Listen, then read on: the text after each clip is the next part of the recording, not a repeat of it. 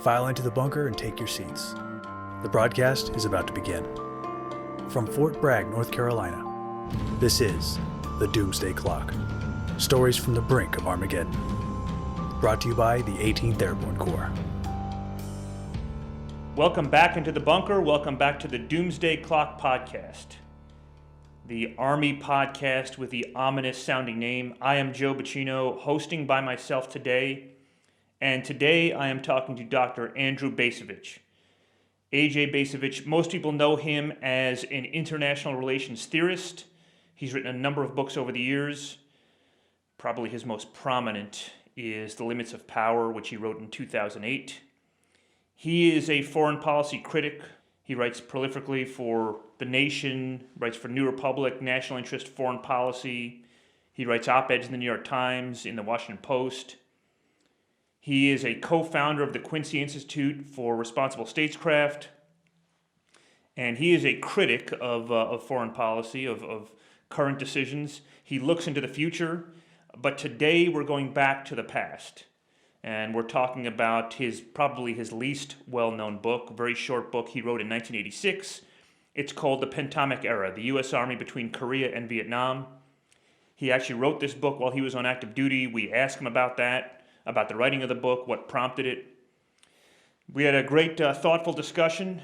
He's a retired Army colonel, a fellow at the JFK School of Government. He's a professor emeritus of history and international relations at Boston University. He's a West Point grad, PhD in American diplomatic history from Princeton. He also taught at West Point and Johns Hopkins. So very accomplished guy, very thoughtful. We're talking to him about this very strange period in the Cold War, the period between Korea and Vietnam, as the Army is coming out of Korea and has a lot of concerns about the future, about its role in society, about the role in national security. And Dr. Bacevich has a lot of deep thoughts about that. So you know him, you know A.J. Bacevich, you know his work, you know his writing. So let's get right into our discussion.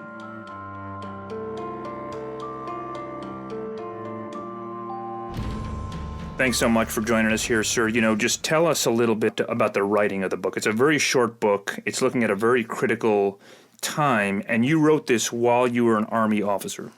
That's correct. I wrote this back in 1980. 86. I was a major. I was on a fellowship.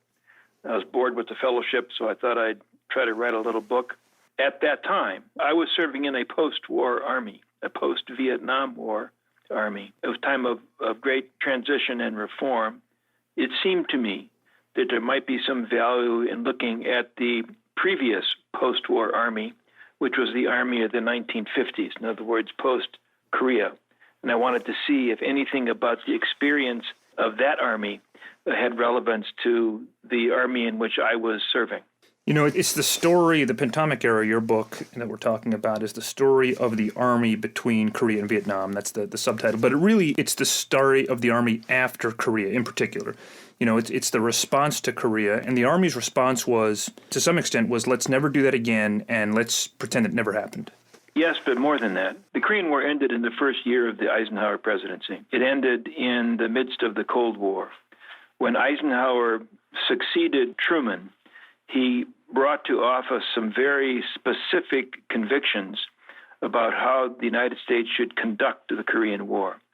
And central to that was his belief that the Cold War was primarily an ideological and an economic competition between ourselves and the Soviet Union, or between democratic capitalism and Marxism-Leninism.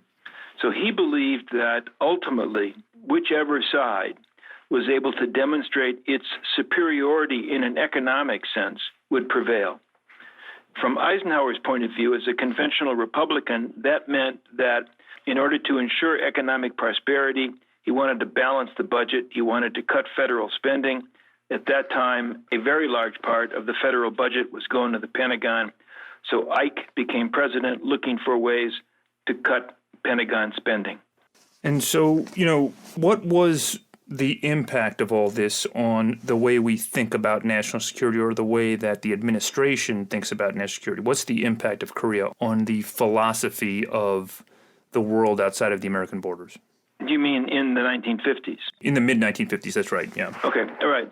So Ike looks at the resources that are being given to the Pentagon. He said, I want to cut spending, I want to economize, and the way I'm going to do that is by centering national security strategy on nuclear weapons. So the 1950s sees a massive expansion of the nuclear arsenal, which meant a very large expansion of spending on the part of the U.S. Air Force, which was the instrument for delivering a nuclear strike. Ike called this program the New Look. The New Look meant money to the Air Force, money taken away from the Army. It meant spending to develop a large nuclear strike capacity. It meant not worrying at all about conventional readiness. So the Army found itself impoverished as a result of the New Look. Of course, that was ironic given the fact that the serving president had been a five-star Army general. Yeah, and we've talked here about the barbarity of the Korean War, which was really almost a regression in terms of a technological fight. And, you know, the impact that had is on the administration, I think, is clear. And then amidst this, you've got an Army searching for relevance, searching for a purpose, an Army that's also fascinated with nuclear weapons, and then Maxwell Taylor develops this idea of the Pentomic Structure. What's this idea? Okay, so there's two chiefs of staff who figure in this story. The first is Matthew Ridgway, who serves a single 2-year term from 1953 to 1955. And then he's succeeded by Maxwell Taylor, who serves from 55 to 59. Ridgway mounts an effort to overturn the New Look. And Ridgway's argument comes down to a defense strategy that relies on nuclear threats is ultimately immoral because it defines war in a way that would involve the killing of civilians on a massive scale. And he found that morally offensive. So he pushes back against the New Look, arguing for a more moral, from his point of view, approach to policy. That effort fails, and it gets him basically sent into retirement after a single 2-year term. Maxwell Taylor, both of these guys, of course, are heroes, significant commanders from World War II, and Ridgway also. And both airborne, they're part of the airborne community. So Eisenhower actually brings Taylor into the Oval Office and says, look, I want to make you the chief of staff of the Army, but I need you to assure me that you will play ball, that you'll not follow the resistance of Ridgway. And Taylor says yes, he doesn't really follow through on that. But Taylor's time as chief of staff does see the undertaking of a remarkable reform effort, which is to create a doctrine and equipment that will bring nuclear weapons to the battlefield. In other words, that the Army, in an age when nuclear weapons are said to be decisive, that the Army will equip itself with and learn to employ nuclear weapons on the battlefield. That leads to the Pentomic experiment, the redesign of the division to try to take into account what people imagine the nuclear battlefield is going to look like. And it's imagining because there has been no nuclear battlefield. And the imagining says that the Army is going to have to learn to be far more flexible than it has ever been, that it's going to have to learn to disperse on the battlefield for protective purposes and to very quickly then concentrate on the battlefield and then to move quickly to undertake offensive operations. So this concentration and dispersion are supposed to be characteristics of the new Army, and the Pentomic structure is supposed to enable that to happen. What's the Pentomic structure? It's a division structure organized around 5 battle groups. Battle group basically is kind of a heavy battalion. So 5 battle groups equals a division. Each battle group has 5 companies. Each battle group is supported by its own artillery battery. And so there's efforts during the latter part of the 1950s to test this structure, to see if this whole notion of dispersion and concentration can actually work in exercises. The answer is no, it doesn't work. And one of the ideas, I just found this interesting in your writings and in Brian McAllister Lynn, is part of the idea of dispersion is that you're creating a target that's so small that it's not a lucrative target for a Soviet nuclear weapon, which I think you basically, in reducing the size of a tactical formation, the idea is that the Soviets we're not going to waste this enormous expenditure on such a small group of Americans. Correct. And also that then when U.S. forces decide to launch their own offensive, that these dispersed forces will be able to quickly concentrate, quickly launch an attack, take the objective, and then once again disperse, so that dispersion again provides that protection against the possibility of a Soviet nuclear attack. And there's a lot of really empty thinking by Maxwell Taylor and by the Army through all this. There's not a whole lot of, I don't sense, there's a whole lot of deep analysis by Taylor on this concept, or even by Eisenhower, about the global world order of the day. Am I wrong? I'm probably a little bit more sympathetic to Eisenhower than you suggested. In other words, there was a logic train. The Cold War is a protracted struggle. It will be determined by who has the most successful economy. That will demonstrate ideological superiority. The idea is to avoid war, not fight war. And that leads him to conclude that a strategy based on nuclear deterrence will be the most cost-effective. Strategic Air Command was the nuclear strike force of the United States Air Force. He doesn't empower SAC because he intends to have SAC launch a massive nuclear strike against the Soviet Union. It's all about deterrence. It's all about preventing war. And that leaves the Army out. And this is where I think your criticism of Taylor is exactly right. The Pentomic concept didn't work, even in exercises. But it's also notable that with the money that the Army had, and they didn't have a hell of a lot in the 1950s, they spent it on nuclear weapons. I was just paging through my book, and in the 1950s, first the Army develops this 280-millimeter nuclear cannon. It's a huge truck. We got the Corporal rocket, the Redstone missile, the Honest John rocket, the Little John rocket, the Davy Crockett, which basically is a nuclear mortar. All of these systems are deployed in the 1950s as the Army struggles to make itself relevant in an age when people believe that the next war is going to be a nuclear war.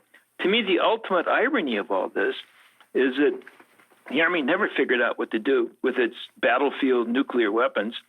So even when I was in the Army in the 1980s, we had our 155-millimeter howitzer batteries. Each were allocated a couple of nuclear weapons. We had no idea how they would be employed. The exercises that we went on in the 1980s, this is when air-land battle is coming into existence, the exercises all assumed that when the Soviets attacked, and that we would use air-land battle doctrine to defend, they all assumed that the Soviets would refrain from using nuclear weapons. And so that the war that we were planning to fight was going to be a conventional war.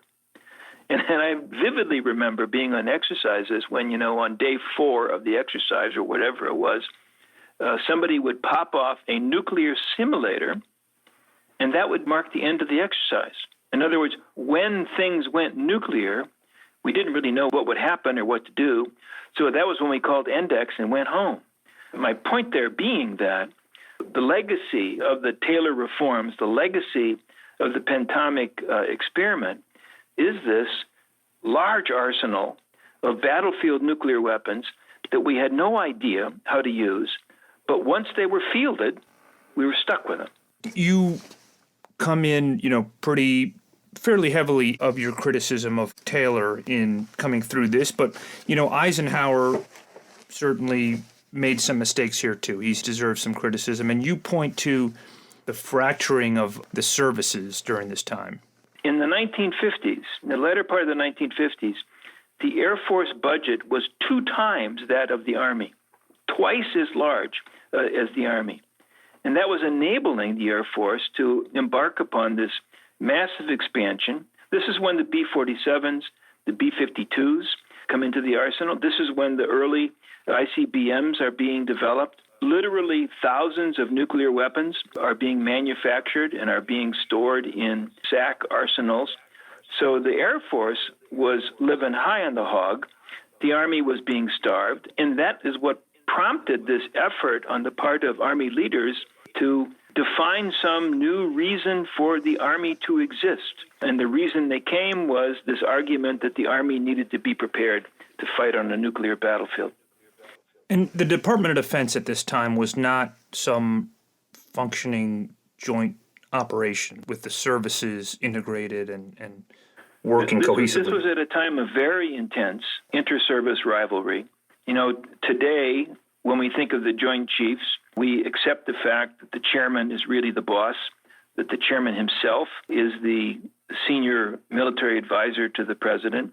Back in the 1950s, it was the committee of the Joint Chiefs of Staff collectively functioned as the senior military advisors to the president. And within that committee, service interest tended to take precedence over the collective interest of the country, drove Eisenhower absolutely nuts that he could not get his senior military advisors to focus on the collective needs of the nation rather than the needs of their individual services. We do have a lot of inter-service rivalry today, but certainly not to this extent. We do have a joint force. We have solved for a lot of these problems. One lesson learned, though, that I think is critical, and maybe you and I can end on this, is we are an army that in some ways is gearing for a different type of war than what we came out of. We're coming out of counterinsurgency, coming out of the Middle East, and gearing for, preparing for, readying ourselves for, and budgeting for a high-tech war with great power competition. And there's a danger in investing too much hope in technology and resting too much authority in technology, isn't there? I certainly think that there is.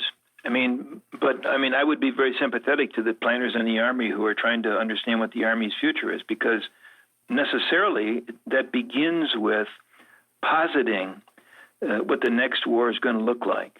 And we've got that wrong over and over and over again. We, the country, have gotten that wrong over and over again. What brought the Pentomic era to an end was the fact that Eisenhower left office, replaced by Kennedy, and suddenly flexible response became the organizing slogan for thinking about defense. And within flexible response, of course, there was a discovery of counterinsurgency that was rather quickly focused on Vietnam. So the Army, and really the entire country, was often running into a disaster in Vietnam that actually was several times more painful than what had been experienced in Korea. So getting that question, the next war, what's it going to look like? What's it going to require of us? How should we organize? How should we train? That's a pretty daunting proposition. And that's in part what we look to for history, which is why we're doing this show. And that's a good thing. It's a good thing. Okay. All right, Dr. Bacevich, thank you so much for your time. Great discussion, great book, and we really value your mind and your work. Okay. Thanks a lot. Thanks, sir. Take care. Bye-bye.